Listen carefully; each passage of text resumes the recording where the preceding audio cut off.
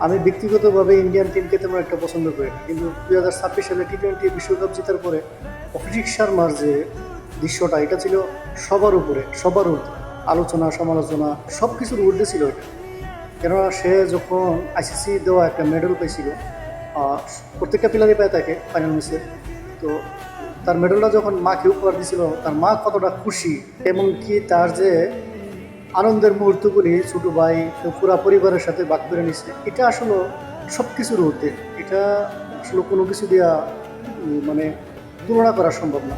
আর বিশেষ করে যে ব্যক্তি মা এবং বাবাকে সম্মান করে, তার প্রতি আমার একটা রেসপেক্ট তৈরি হয় ভিতর থেকে। এটা আসলে আমি নিজেও জানি না কীভাবে তৈরি হয়, কার কাছে কীরকম লাগছে আমি জানি না, তবে আমার কাছে এই মুহূর্তটা অসাধারণ সুন্দর লাগছে। কেননা বর্তমান পৃথিবীর মধ্যে খুব কম মানুষই আছে যে তার নিজের অর্জন করা কিছু মুহূর্ত, সুন্দর কিছু মুহূর্ত যে পরিবারের সাথে শেয়ার করে, মা বাবা, বিশেষ করে মা বাবার সাথে শেয়ার করে, খুব কম মানুষই আছে এখনকার সমাজের মধ্যে।